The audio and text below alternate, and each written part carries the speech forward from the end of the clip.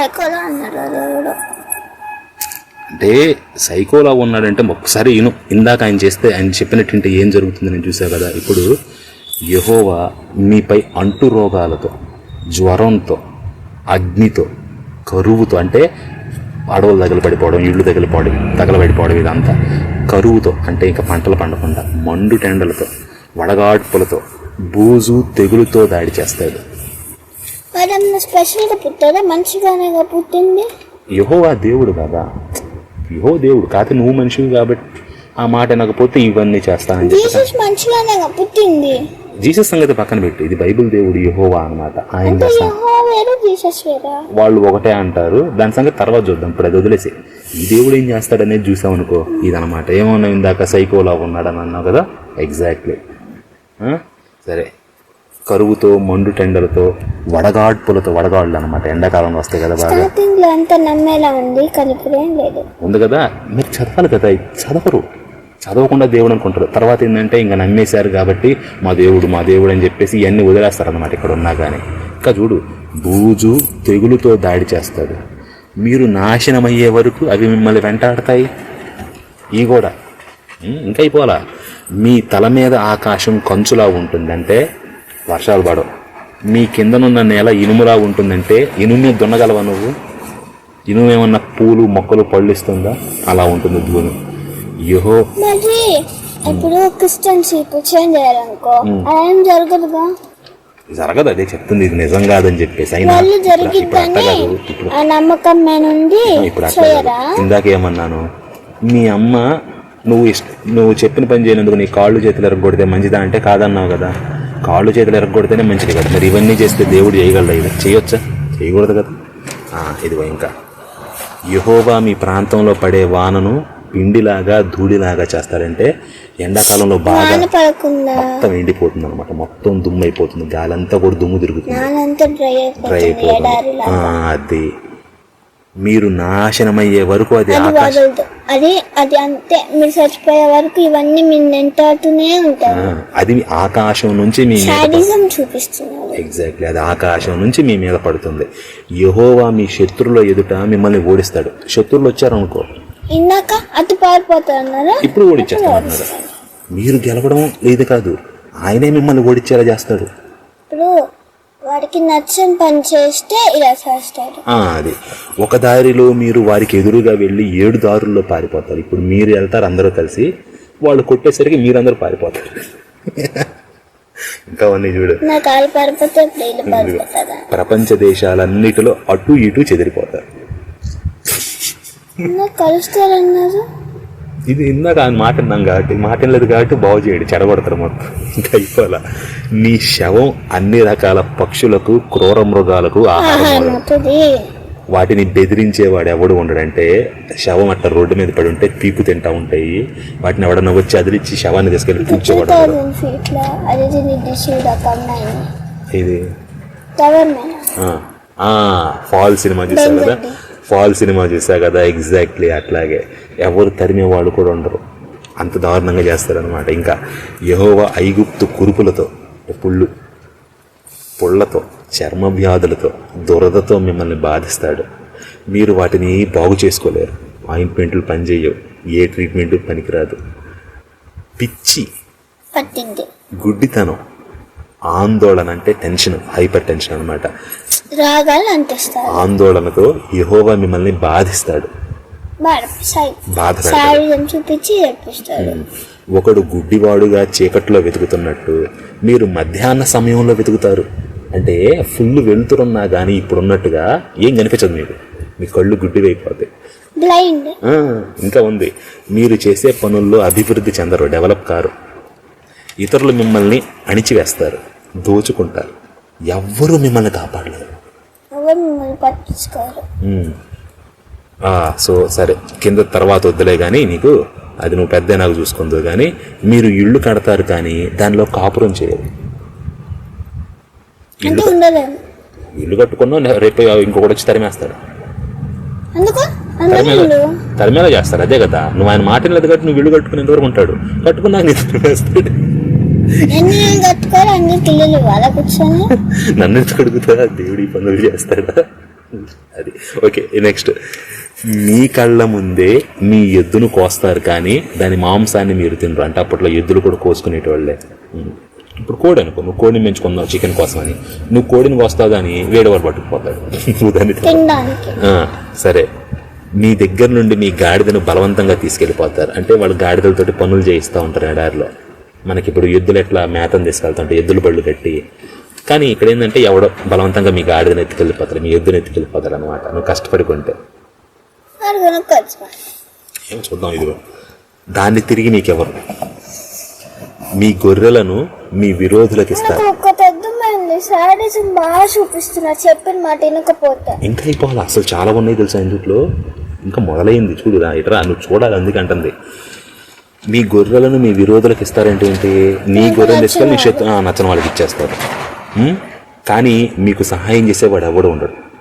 మీ కొడుకులను కూతుళ్లను అన్ని జనులతో పెండ్లకిస్తారు. వారి కోసం మీ కళ్ళు రోజంతా ఎదురు చూస్తూ అలసిపోతాయి, కానీ మీ వల్ల ఏమీ జరగదు. మీకు ఇష్టం లేని వాళ్ళకి మీ కుమార్తెలు అంటే బలవంతంగా వచ్చి మీ కొడుకుల్ని మీ కూతుళ్ళని ఎత్తుకెళ్ళిపోయి వాళ్ళు పెళ్లి చేసుకుంటారు అనమాట. ఇక మీరు వాళ్ళని చూడలేరు, నిన్ను తరిమేస్తారు, ఇక వాళ్ళు కనిపించరు అనమాట. అది కొడుకు లేకపోతే ఒంటరిగా బతకాలి. అది కూడా ఎట్టా? పైన ఆకాశమేమో కంచుల, కింద భూమి ఏమో ఇనుముల, శాపాలన్నీ ఫుల్లన్నీ. ఇంకా చూడు, మీకు తెలియని ప్రజలు మీ పొలం పంట మీ కష్టార్జితం అంతా తినివేస్తారు. ఇంకా మిమ్మల్ని ఎప్పుడు బాధించి అణచి ఉంచుతారు. ఇప్పుడు ఏమవుతుంది? ఇదంతా చూసేసరికి మీ కళ్ళ ముందు జరిగే వాటిని చూసి మీకు కలవరం పుడుతుంది. యెహోవా నీ అరికాలి నుంచి నడినెత్తి వరకు మోకాళ్ళ మీద తొడల మీద మానని కఠినమైన పుండ్లు పుట్టించి మిమ్మల్ని బాధిస్తాడు. మానవ ఇంకా పుండ్లు. ఓకే, అంతకంటే చంపితే ఏముంది వెంటనే. యెహోవా మిమ్మల్ని మీ మీద నియమించుకునే మీ రాజును మీరు మీ పూర్వీకులు ఎరుగని వేరే దేశ ప్రజలకు అప్పగిస్తాడు. అక్కడ మీరు చెక్క ప్రతిమలను రాతి దేవతలను పూజిస్తారు. అంటే వాటిని బ్యాడ్గా చెప్తున్నాడు, విగ్రహాలను పూజించడం అనేది. హిందూస్ లో నిజంగా జరిగిన ఇన్సిడెంట్స్ ఉన్నాయి, క్రిస్టియన్స్ లో ఎందుకు? వాళ్ళు రాసుకున్నారు జరిగాయని చెప్పి, జరిగినట్టుగా ఏం ఆధారాలు లేవు అన్నమాట. కానీ కన్నప్ప శివుడు తలపెట్టింది, శివుడు వచ్చారని అంటారు. మనకి ఇక్కడే కదా కాళహస్తి దగ్గర. వాటి శివుడు ఫ్యానా? నేను అందరి దేవుళ్ళ ఫ్యాన్, ఈ దేవుడు తప్పించాను. సరే, దాని సంగతి తర్వాత ముందు చూద్దాం, ఓకేనా? ఇంకోటి తెలుసా, ముస్లిమ్స్ వల్ల మీరు హిందూసా ముస్లిమ్సా అని పాకిస్తాన్ వాళ్ళు వచ్చి పహల్వాన్లు చంపేశారు. తెలుసు. దానికి డైరెక్ట్ చంపచ్చు కదా, ఇండియాలో కదా మనము. మరి ఎందుకు హిందూసా ముస్లిమ్స్ అని? హిందూస్ ఈ ప్రపంచంలో అందుకొని చేయాలి. ముస్లిమ్స్కి ల్యాండ్ అనేది హద్దు ఉండదు. ఇది ఇండియా, ఇది పాకిస్తాన్ అని కాదు, ఇదంతా మా అల్లా రాజ్యం. ముస్లిం ఇండియాలో ఉన్నా పాకిస్తాన్లో ఉన్నా ముస్లిమే, కానీ హిందువులు మాత్రం కాదన్నమాట. అందుకని సరే, ఇక్కడ వచ్చేద్దాం దీనికి. మన హిందీలో ఏ ముస్లిమ్స్ అని చెప్తే చదవమంటారు. కల్మా అని ఒకటి ఉంటుంది, అది చదవాలి. అది హిందువులకు రాదుగా. అది కల్మా అంటే ఇప్పుడు వదిలే, తర్వాత బైబిల్ లాగా అది ఒకటి ఉంటుంది, పెద్దది ఉంటుంది అనమాట. చదివేది వాళ్ళకి వచ్చు హిందువులకి.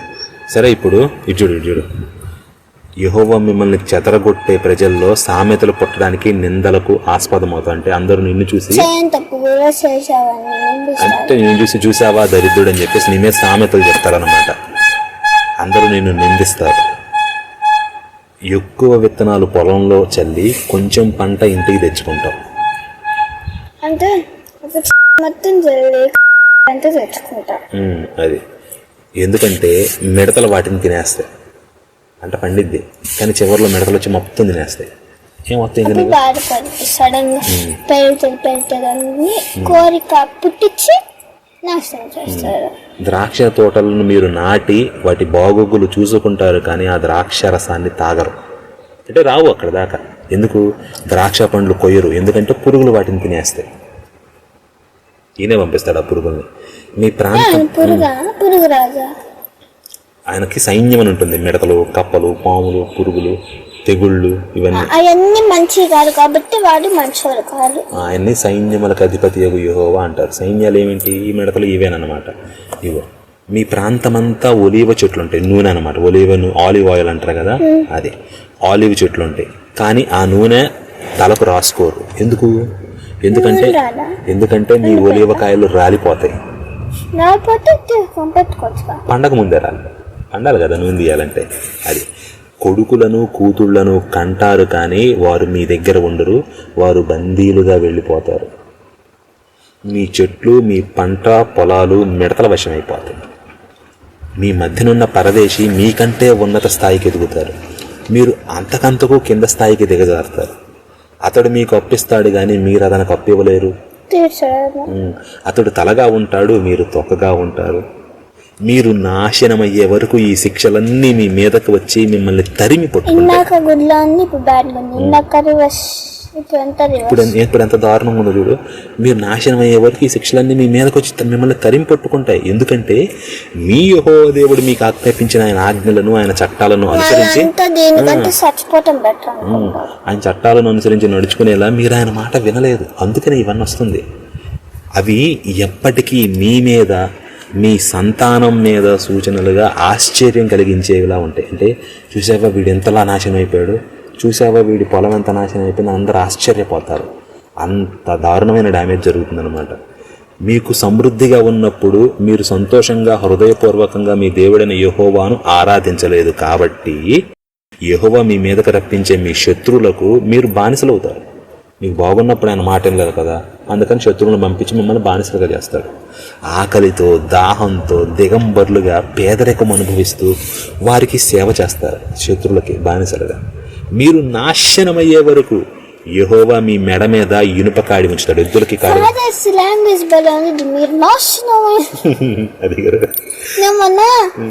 అది అంతకుముందు అమ్మమ్మ వాళ్ళ ఇంట్లో ఉన్నప్పుడు పాస్టర్ దిక్కుమాల పాస్టర్.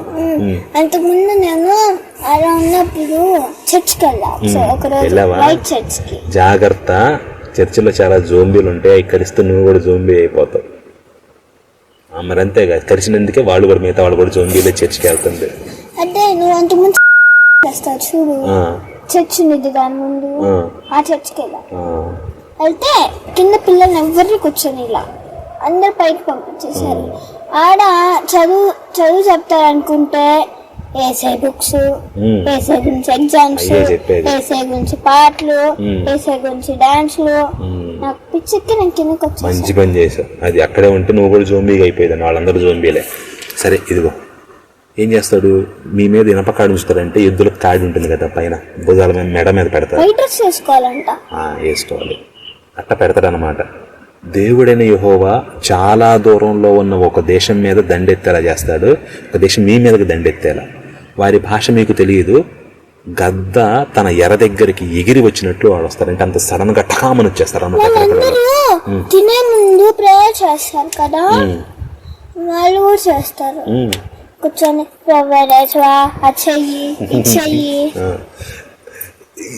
అది అవి చెప్తారు అంటే ఏంటి, అలాగే అవుగాక, అలాగే జరుగును గాక అని అర్థం. ప్రేయర్ చెయ్యనే చేయబుద్ధి కాదు. హల్లెలూయా అని కొడిని ఉంటావు కదా, హల్లెలూయా అనేది అర్థం అనమాట. అక్కడ దాన్ని చదవడం ఏంటంటే దేవుడికి స్తోత్రము అని అర్థం. ప్రైజ్ ది లార్డ్ అనేది ఇంగ్లీష్ ట్రాన్స్లేషన్. దానికి వాళ్ళ ఒరిజినల్ భాషలో హల్లెలూయా అని చెప్పేసి అంటారు. వాళ్ళు ప్రధానంగా ఈ రెండు అంటూ ఉంటారు, హల్లెలూయా ఆమేన్ అని.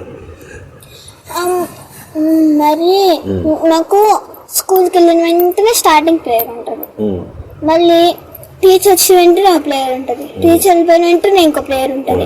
అలాగే 8 periods 2 times 16 times చేయాలి. మళ్ళీ స్టార్టింగ్ లో ఒక ప్లేయరా, ఎండింగ్ లో ప్లేయరా, 18 times చేయాలి.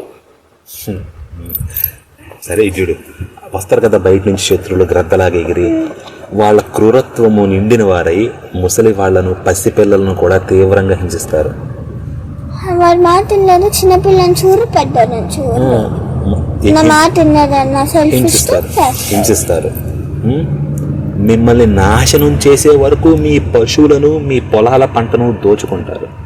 మీరు నాశనమయ్యేంత వరకు మీ ధాన్యం, ద్రాక్షారసం, నూనె, పశువుల మందలు, గొర్రె మేకల మందలు మీకు మిగలకుండా చేస్తారు. ఇంకేం మిగలవు. మీరు ఇది అప్పట్లో గోడలు కట్టుకునేటోడు సిటీలకి. మంచేమో ఇంతుంది, చెడ్డేమో ఇంతుంది. అబ్బా కనిపెట్టేశావు నీ అంతట నువ్వే. అవును, ఇంకా అయిపోలా, ఇంకా ఉంది చాలా. చూడు, నీకు అర్థం. మంచి మాటలేమో కొన్ని చెప్పా, అది పిచ్చి ఏమో దాన్ని నిన్ను చేసి ఇంత చెప్పారు. మీరు మంచి తక్కువ విన్నా, పిచ్చి తక్కువ విన్నా. మీరు ఆశ్రయించే ఎత్తైన కోటగోడలు కూలిపోయే వరకు మీ దేశమంతా, మీ పట్టణాల ద్వారాల దగ్గర వారు మిమ్మల్ని ముట్టడి వేస్తానంటే చుట్టుముడతారు శత్రులు. మీ యెహోవా దేవుడు మీకు ఇచ్చిన మీ దేశం అంతటిలో మీ పట్టణ గుమ్మాల దగ్గర మిమ్మల్ని ముట్టడిస్తారంటే చుట్టివేస్తారు. ఆ ముట్టడిలో మీ శత్రువులు పెట్టే బాధలు తాళలేక, అంటే తట్టుకోలేక, ఇప్పుడు ఎంత పెద్ద ప్రపంచం ఉన్నా ఆ బాధలు తట్టుకోలేక మీ సంతానాన్ని, అంటే మీ దేవుడైన యెహోవా మీకు ఇచ్చిన మీ కొడుకులను, కూతుళ్లను చంపి వాళ్ళ మాంసాన్ని మీరు తింటారు. పెద్దవాళ్ళు పిల్లల్ని చంపేసుకొని తినేస్తారు. అలా చేస్తారనమాట యెహోవా మాట అనకపోతే. దేవుడు చేస్తారా, రాక్షసుడు చేస్తారు ఇట్లాంటి పనులు? పిచ్చి మొక్కలు, రాక్షసులు, సైకోలు, హింసించేవాళ్ళు చేస్తారు. మరి అంతే కదా, మంచిగా కాదు. ఇప్పుడు మీ అమ్మ నువ్వు చెప్పిన మాట అనకపోతే మహా అయితే దెబ్బేస్తుంది, అంతేగాని కాళ్ళు ఎరగొడుతుంది.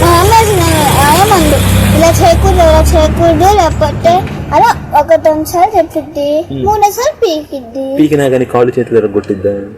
ఎందుకు? ప్రేమ కాబట్టి. మరి ఈయన కూడా దేవుడు అన్నప్పుడు నువ్వు కూతురు ఫాదర్ అంటారు, వాడు ఫాదరా? మరి అంతే కదా, అట్లాంటి లక్షణాలు ఉన్నాయా? లేవు కదా. నువ్వు బాగా కనిపెడతారు, అదే ఫాదర్స్ మంచిగా చూసుకుని కాపాడతారు. చెప్పిన మాట వినకపోతే సైకోలాగా మరి శారీస్ అంతా చూపిస్తున్నాడు. అదే కదా, మరి ఈ చదవాలి కదా. వెళ్ళినప్పుడు చర్చికి, మీ సండే స్కూల్కి వెళ్తే మీ ఫ్రెండ్స్ వెళ్ళారు కదా, ఎవరో ఒకళ్ళు ఉంటారు కదా అక్కడ పిల్లలు కూడా, వాళ్ళకి తెలుసా పాప మీది? అసలు వాళ్ళందరూ క్రిస్టియన్సే. హిందూస్ మంచోళ్ళు కాదు, క్రిస్టియన్ గా మారిపో చంపుకు తింటారు. మీరెందుకు మారిపోతే నువ్వే మారిపోవచ్చుగా. మరి అదే ఇప్పుడు జనాలకి తెలియాలి కదా. ఇది మీలో మృదు స్వభావి అంటే చాలా సుకుమారం, అంటే స్మూత్, అదంతా హార్డ్గా అయిపోతుందా? చర్మం స్మూత్ గురించి కాదు, మృదు స్వభావి అంటే క్యారెక్టర్, అంటే గట్టిగా మాట్లాడకుండా చాలా మెత్తగా శాంతిగా ఉండే ఆమె. సుకుమారత్వం గల వ్యక్తి కూడా, అంటే చాలా జాగ్రత్తగా చూసుకుంటారు, చాలా ప్రేమతోటి చూసుకునే వ్యక్తి కూడా మంచిగా చాలా బాగా మాట్లాడి చాలా ప్రేమగా చూసుకునే వ్యక్తి కూడా తన సొంత పిల్లల మాంసాన్ని తింటాడు. వాడు కూడా ఇట్లా తయారవుతాడు. ఇంకా చూడు, అయిపోలా. వాటిలో ఇప్పుడు ఇంట్లో పిల్లలు ఉన్నా కానీ పెద్దోళ్ళు కూడా 4-5 ఉంటారు కదా. ఇప్పుడు ఏమవుతుంది, వాటిలో కొంచెమైనా తన సోదరునికి కానీ, తన ప్రియమైన భార్యకి కానీ, తన మిగతా పిల్లలకు కానీ మిగల్చడు, చేసుకోడు. మొత్తం ఇంటి తినేస్తాడు. వాళ్ళపై జాలి చూపడు. ఎందుకంటే మీ శత్రువులు మీ గ్రామాలన్నిటిలో మిమ్మల్ని శత్రువులను రప్పించాడు. మీ గ్రామాలన్నిటిలో మిమ్మల్ని పెట్టే ఇబ్బందిలో, ముట్టడిలో అతనికి ఏమీ మిగలదు. ఇంకా అందుకని పిల్లోని కోసుకొని వడకడి తినేస్తారు మొత్తం. మీలో మృదువైన అతి సుకుమారం కలిగిన స్త్రీ, సుకుమారంగా నేల మీద తన అరికాలు మోపలేని స్త్రీ కూడా పసికందుని రహస్యంగా తింటుంది. అప్పుడే పిల్లోడు పుడతాడు. పుట్టిన పిల్లోడిని తల్లి తినేస్తుంది. ఆమె ఎంత ప్రేమ, ఎంత మెత్తగా ఉంటుంది, కాలు కూడా నేల మీద పెట్టదనమాట. అంత సుకుమారంగా ఉన్న ఆమె కూడా ఆమెకు పుట్టిన పిల్లని చంపేసుకుని తినేస్తుంది. అప్పుడే పుట్టిన పిల్లని. దేవుడి పనులు చేస్తారమ్మా. బైబిల్ పరిశుద్ధ గ్రంథం అని రాసుకుంటారు పైన. ఇదేనా?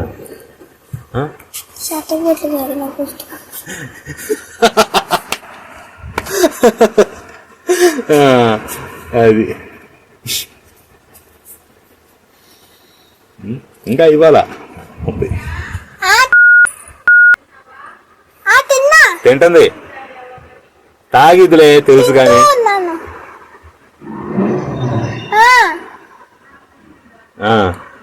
సరే చూడు, ఓకే. ఇంకా చెప్పారు, న్యూ ఇయర్ కి మా క్రిస్టియన్ ఫ్రెండ్ నాకు కార్డ్స్ ఇచ్చింది. ఆ కార్డ్స్ ఇట్లా తిప్పి ఒకటి తీసుకో, ఇయర్ అంతా నీ కాతోటే వర్తిచ్చింది అని చెప్పి వాక్యం తీసింది అనమాట. నేను ఒకటి తీసుకున్నాను. తీసుకున్న తర్వాత అప్పుడు చెప్పింది నీకు ఇలా వర్తిచ్చింది, ఈ కార్డు కింద పడితే ఈ ఇయర్ అంతా నువ్వు అసలు మంచిగానే ఉండదు, నీకు అన్ని బ్యాడ్ లక్స్ వస్తాయి, కార్డు కింద పడకూడదు, కార్డుకి టచ్ అవ్వకూడదు, దేవుళ్ళ చూసుకోవాలని చెప్పింది. ఆ మాట అనగానే కింద తొక్కి పడేశాను. బా ఏది అది అట్లా అది తొక్కలేదు. లేకపోతే ఈ రకంగా భయపెడుతున్నారు ప్రతి కూడా. ఎట్ట భయపెడతారు చెప్పు? మంచిగా ఉండాలి, ప్రేమగా ఉండాలి, కానీ ఆ రకంగా భయపెడితే అట్ట. ఈసారి ఫ్రెండ్ అంటే ఏ ఊరేనా? సరే ఫ్రెండ్ అందనుకో, తీసుకురా నాకు తగిలిచ్చు. ఒకసారి ఎప్పుడన్నా కుదిరితే ఫోన్ చేసి వాయించి పడేస్తుంది దిక్కుమాలిందా. అయితే పిల్లల్ని జరగొడుతుంది వచ్చి పుస్తకాన్ని అంటించి. అసలు కింద పడకూడదు, కింద పడ్డ అదృష్టం కాదు చర్చిలో చెప్పారంట. కొన్ని కార్డ్స్ ఇచ్చి కార్డ్స్ అక్కడ సెలెక్ట్ చేసుకోమని చెప్పారు. నేను సెలెక్ట్ చేసుకుంటే ఫాదర్ ఎప్పుడు నిన్నే చూస్తాను, నిన్నే గమనిస్తాను అనేది వచ్చింది. అంతేలే. ఇట్లాంటి వాళ్ళు గమనిస్తే నీకు ఎట్లా ఉంటుంది చెప్పు? గమనించాలనుకుంటావు నువ్వు? వద్దురా బాబు, నువ్వు అక్కడ ఉండు, నువ్వు నా దగ్గరికి రాదు, నువ్వు దూరంగా ఉండు, నాకు వద్దని కాకొద్దు అనిపించదు నీకు, అంతే కదా? ఇప్పుడు మీ అమ్మ నీకు మంచిగా పెట్టిద్ది, ఎప్పుడన్నా కోపం వస్తే కొంచెం కొట్టిద్ది, అంతేగాని కోపం వచ్చేటప్పుడు కాళ్ళు చేతులు ఎరగొడితే నువ్వు దగ్గరకు వస్తా, వద్దమ్మా నువ్వు నా దగ్గరకు కూడా రావద్దు. వచ్చి నీకు గిఫ్ట్ ఇస్తానంటే నీకో దండం, నీ గిఫ్ట్కో దండం, నాకు వద్దు. ఇప్పుడు గిఫ్ట్ ఇస్తావు, రేపు బాగా కాళ్ళు చేతులు ఎరగొడతావు, అంతే కదా? ఒక పూట గిఫ్ట్ కోసం కాళ్ళు చేతులు ఎరగొట్టించుకుంటావా? కింద పడకూడదంట. అంతే కదా. ఇప్పుడు మీ అమ్మ నువ్వు నా మాట ఇంటే గిఫ్ట్ ఇస్తాను, మాట నాకపోతే నీ కాళ్ళు చేతులు నరికేస్తానంటే ఒప్పుకుంటావు గిఫ్ట్కి? గిఫ్ట్ వద్దంటావు కదా, ఎందుకంటే రేపు తేడా వచ్చింది అనుకో కాళ్ళు చేతులు నరికేసిద్ది కదా. కార్డు ఇచ్చింది ఒక అమ్మాయి, చెప్పింది ఇంకో అమ్మాయి, ఆయుష్ తగ్గిపోయిద్దంట. అబ్బో అంతేలే, ముందుగానే చంపేస్తాడు కదా మరి. అట్లాంటప్పుడు ఆయుష్ తగ్గిపోక ఇంకేం చేసిద్ది? అంతే కదమ్మా. ఇప్పుడు బాగున్న వాళ్ళు ఏం చేస్తాడు, వచ్చి ముందుగానే చంపేస్తాడు. ఆయుష్ తగ్గిపోవడం అంటే వద్దు, ఆ దిక్కుమాలిన దరిద్రాన్ని తీసి ఎదురుగానే ఇచ్చేసే, వద్దమ్మ ఈ దరిద్రం నీ దగ్గర ఎట్టి పెట్టు అని చెప్పి ఇచ్చేసే. ఎందుకు అటైతే పర్లేదు, ఆల్రెడీ జోంబీ అనమాట, అయితే ఏం కాదు. ఇప్పుడు సినిమాల్లో జోంబీలు ఉంటాయి, మనుషులు ఉంటాయి. జోంబీ వైరస్ నువ్వు ఇంకో మనిషికి ఎక్కిస్తే ఎంత తప్పు చెప్పు?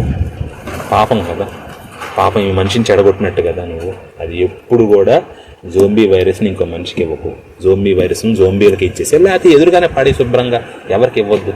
ఎందుకంటే చూడు, నువ్వు దాన్ని ఇంకొకరికి ఇచ్చావు అనుకో, జోంబీకి ఒక థాట్ ఏదంటే వర్తిస్తుంది కదా, మరి అందరూ ఒక్కొక్క థాట్ ఇచ్చారు, సేమ్ రావాలి కదా.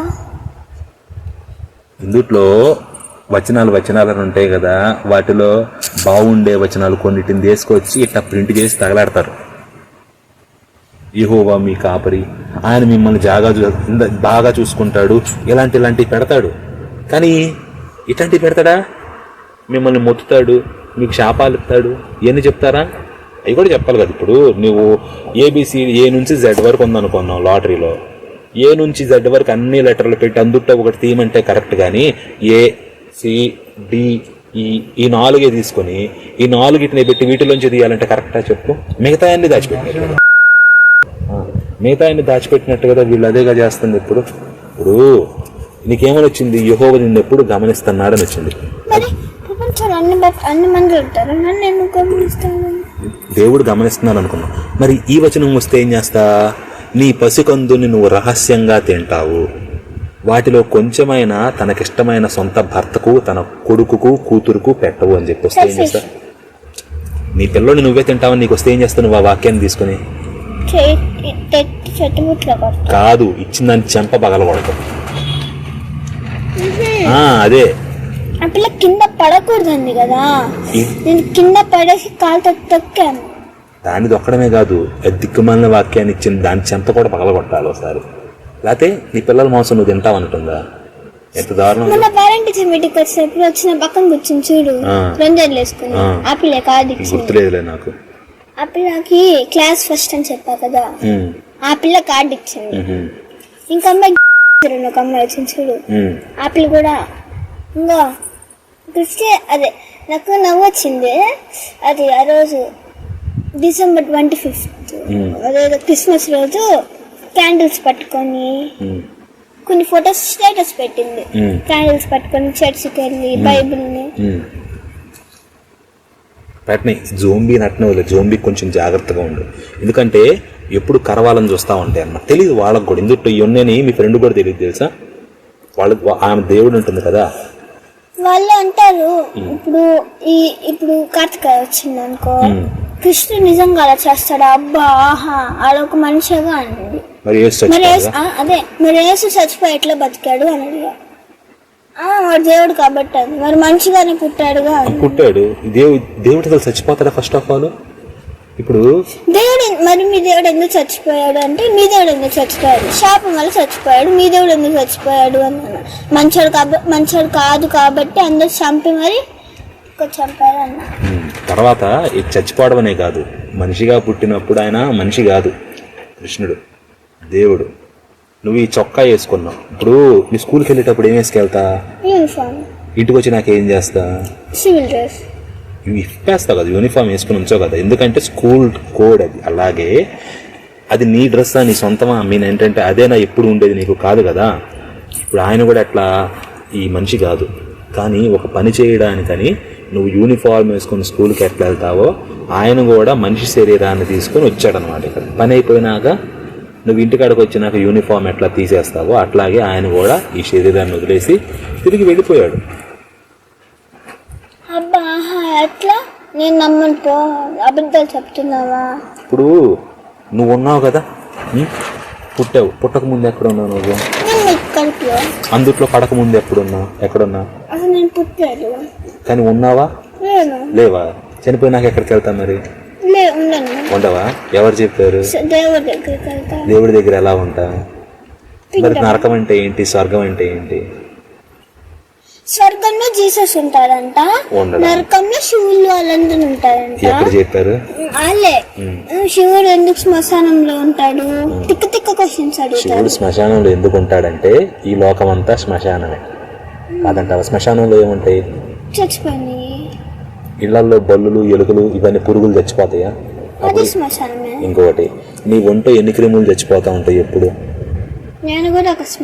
నోట్లో ఉంటాయి క్రిములు, చర్మం మీద ఉంటాయి, మైక్రోస్కోప్ పెట్టి చూస్తే చర్మం ఉంటాయి, అన్ని చిన్న చిన్న కంటికి కనిపించిన బ్యాక్టీరియా, ఫంగస్ ఇదంతా ఉంటుంది.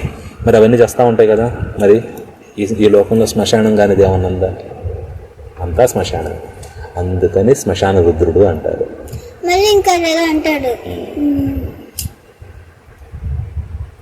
నీ ఫ్రెండ్ అడిగితే ఈసారి శ్మశానంలో ఉంటాడు కదంటే శివుడు, రేపు నువ్వు చచ్చిపోయినప్పుడు యేసు లేడని తెలుస్తుంది, ఒంటరిగా శ్మశానంలో దెయ్యంలా ఏడుస్తూ ఉంటావు.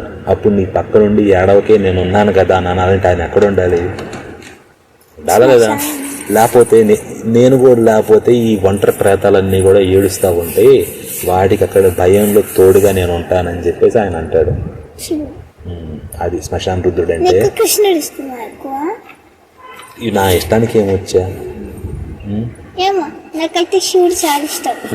మంచిది. శివుడు అంటే మంచి చేసేవాడు, శివ అంటే ఏంటి తెలుసా? మంచి చేసేవాడు అని అర్థం. కరెక్ట్గా ఆ పేర్లు అర్థం. శివుడు అంటే ఏం చేశాడు? శంకరుడు. విన్నావా? శంకరుడు అంటే ఏంటి? మంచి. కరహ అంటే చేసేవాడు, శం అంటే మంచి. ఇప్పుడు నేను క్లాస్లో ఒక అమ్మాయి పేరు శివ, కానీ అమ్మాయి క్రిస్టియన్. అవునంతే. ఈ దిక్కుమాల వాళ్ళు ఎట్లాగా ఉంటారు. అది కరెక్ట్. హిందూ పేరు పెట్టుకొని క్రిస్టియన్. హిందూ గొర్రెగా మారింది, తర్వాత పేరు మార్చుకోవాలి. కొంతమంది మార్చుకుంటారు, కొంతమంది మార్చుకోవాలి. అది విషయం. సరే, ఇక్కడ క్రిస్టియన్ గా మారాడు, తెలుసులే. ఇటు వచ్చేస్తుంది ఇదిగో.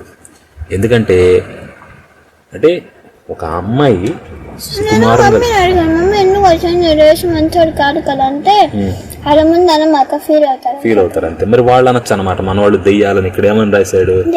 హిందూ దెయ్యాలు వాళ్ళు పెట్టుకుంటే ఇలా హింసిస్తా అలా హింసిస్తా. ఈ పుస్తకంలో అట్లా రాసుకోవచ్చా? మరి రాసుకున్నారు, చూసావా? ముందు హిందువులు, కానీ మా దేవుడు అట్లా చెప్పలేదుగా. ఇప్పుడు మనం హిందువులు ఏంటి, ఎదుటోళ్ళు ఫీల్ అవుతారని మంచిగా మాట్లాడుతున్నాం. ఈ గొర్రెలు ఏంటి పుస్తకంలో?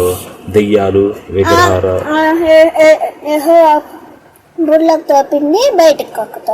అది. సో అందుకే ఇన్నాళ్ళు చూసి హిందువులకు కూడా ఒళ్ళు మండింది. ఎలా మేము మంచిగా చూసుకుంటుంటే దేవుళ్ళు అందరు దేవుళ్ళే అని చెప్పి మీరు ఈ రకంగా చెప్తా ఉంటారు బయట జనాలకి, మా వాళ్ళ బుర్రలు ఇట్లా చెడగొడతా ఉంటారా అని చెప్పి దీని తాట తీయడం మొదలైందనమాట. అర్థమైందా? చూడు, ఎందుకంటే సుకుమార్ మా సిస్టర్ జీసస్ పీక్ పోస్ కొంచెం అనిపించింది నాకు. ఇంకో ఇప్పుడు క్రిస్టియన్ ప్రోగ్రామ్స్, ఇండియన్ ప్రోగ్రామ్స్ మాత్రమే చేస్తారు. హిందూ ప్రోగ్రామ్ ఒక్కటి చేయదు. హిందూ ఫెస్టివల్ వచ్చినా గానీ 1 day ఇచ్చింది హాలిడే. క్రిస్టియన్ కి 10 days మళ్ళా. అసలు ఇంకో వాళ్ళ దేవుడు చేయాలి వేసుకుంటారు. క్రిస్టియన్ ఇంత ముత్యాలు అన్ని కానీ మేము ఎందుకు వేసుకోకూడదు? అది మా ఇష్టం కదా. అంతే. వేసుకోకూడదంట, బొట్టు కూడా పెట్టుకోకూడదంట, కమ్మలు కూడా తీసేయాలంట. కానీ ఇప్పుడు పేరెంట్స్ అడుగుతున్న సరికి అలౌ చేస్తున్నారు, కానీ చైన్స్ అలౌ చేయట్లా. ఇంకా మొన్న క్లాస్ టీచర్ చూడు, చైన్ బయట వేసుకుంటే లోపల వేసుకో, చైన్ తీసేసే. అంతే. మన హిందూ స్కూళ్ళు కూడా ఇంకా రావాలి. దీని